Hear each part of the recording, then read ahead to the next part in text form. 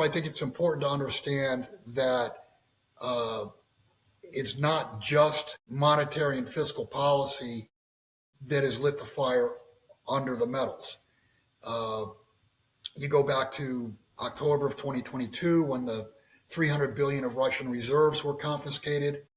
The following day is when gold started moving. I think we were, 1670 to 1700 at that point, and it's gold has really been a tractor in first gear. We've not had anything more than a 10% correction during that entire time since late 2022. Silver has been mentioned as a strategic metal by Russia. It's been mentioned as a strategic reserve by the United States. India, just recently we found out that they've doubled their imports of silver, not in dollar or rupee terms, but in physical ounce terms. So the supply-demand situation on silver is very tight. And I don't know if this is because of year-end, but there's reports of a lot of mints around the world are out of silver. They're not releasing silver. Now, I don't know if that's because we're in the final quarter of the year and they're not making any more 2025s. Been on the record for quite a while, close to 10 years now, that there'd be ultimately the finale would include a failure to deliver of both gold and silver. And it's always been my thought process, because it's such a small market, that silver would be the one to go first. So I don't know. We're in uncharted territory here. Yeah, and it seems so early to be, when you think about what you just said, that seems to be down the road. So if it's going to happen this early, it seems like we would have more of a prolonged period of that. But Bill, gold is viewed often as a thermometer for the global financial system. In that regard, with gold having moved the way it has since the breakout last March, what is the price of gold telling you? Well, yeah, you're absolutely right. Gold is a thermometer, barometer, whatever you want to call it. And that is the reason for the last 50 years, gold and silver have had their prices suppressed. And actually, yeah, it's 49 years since 1976 when the COMEX futures and options were created. And I mean, there's all kinds of evidence showing that naked contracts have been sold in mass to try to suppress the price. So yeah, it's definitely a thermometer. I think you have to walk away from you look at the price of gold and you walk away from it thinking, well, something's really not right. Something's not right in the monetary system. Something's not right from a fiscal standpoint. And certainly things are not right from a geopolitical standpoint. Yeah. So are there some forces or factors that are happening right now that have you really concerned and are leading you to believe that not only this gold and silver move is going to continue, but maybe there's some type of crisis that's headed our way? Yeah, that's why I was going to mention that to you when you said, are they going to, will gold and silver continue? I think they are pointing to a crisis. And I think it's really important to understand that if and when silver or gold fails to deliver, that will take the entire system down within 72 hours. This is not playtime anymore. We are at the end of an empire. And I mean, the question is, where does the failure start? And I mean, it can start from anywhere. I mean, we could have World War III tomorrow morning. You could have banks going under. You could have derivatives blowing up. I mean, there's so many different potentials to blow this thing up. And I think if you're looking at it from the standpoint of we've got a year, 3 years, 5 years, I don't think that's even possible at this point. This thing is going to come to a head. And I mean, everything that the BRICS has been doing, that tells you right there that the world is moving away from the dollar system. And the dollar system is a Ponzi scheme. And the thing about a Ponzi scheme is once you shut off or slow down the new money coming into it, it implodes. And the new money coming in to dollars, it's definitely less, and very well could be negative, because you've got the rest of the world turning away from dollars and wanting to be in a system where there's free, fair trade settlement. I mean, foreigners are sick and tired of shipping widgets and getting dollars in return, because dollars, there's people out there way smarter than you and I, Gary, that have figured this out, and they figured it out before you and I did. That they're getting nothing for their something, and that's not the way people want to trade. That's like if you want to call it anti-capitalism.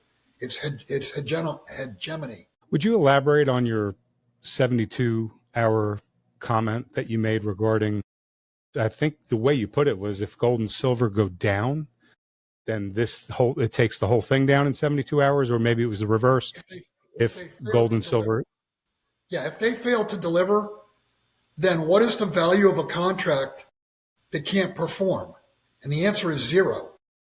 And if you zero out a part of the derivative chain, now you have humongous winners and humongous losers.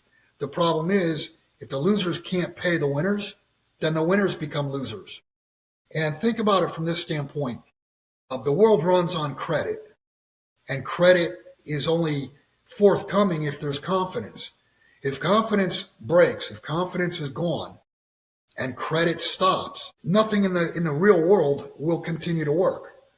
You won't have shipping, you won't have distribution, you won't have production, you won't have anything. And as far as my 72-hour comment is concerned, how long can a person go where every morning you wake up, you're only 72 hours away from anarchy? And I say that because if people don't eat for 3 days, you're going to have anarchy. And if credit breaks, you're not going to get a loaf of bread to the store. You're not going to get tomatoes or beef or anything else to the store. And I've said this for years. The world runs 100% on credit. There's virtually no cash and carry. I mean, think about it. Think about your Walmart. Think about your grocery store. They work on 30, 60, 90-day credit. Think about builders. Think about your trucker. How's he going to get fuel if the gas station and the fuel industry lose credit? Then the fuel's not running. If the trucker doesn't have credit, he can't fill up his truck.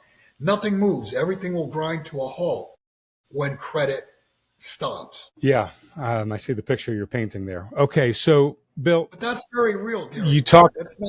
That's not Bill Holter's opinion. It's not made up.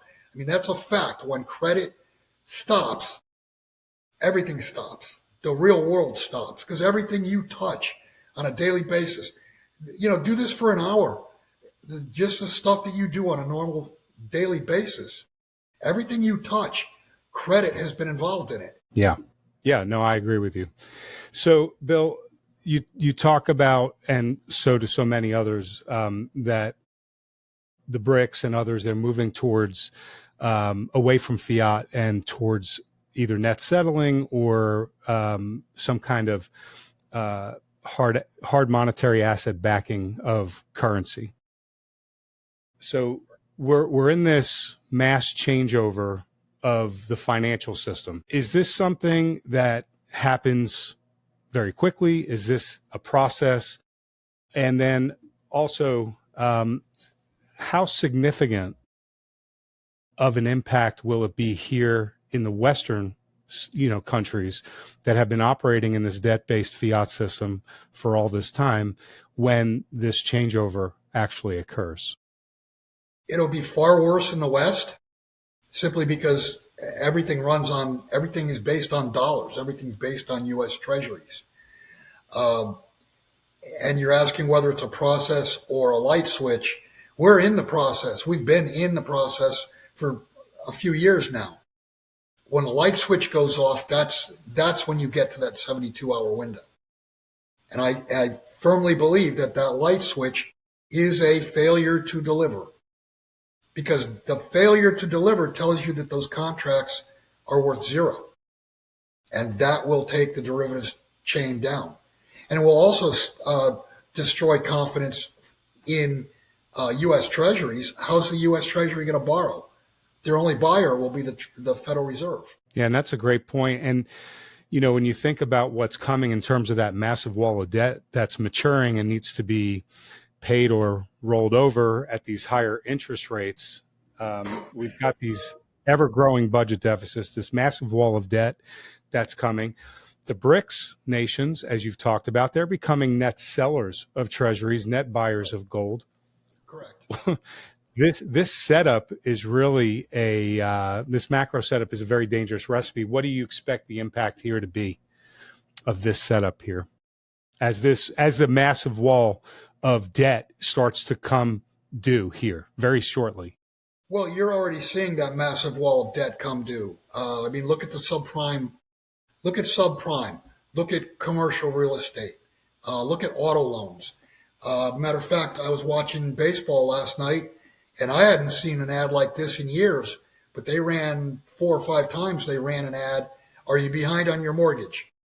If you're behind on your mortgage, call us. You know, we'll help you restructure it, blah, blah, blah. I haven't seen one of those ads in years and years.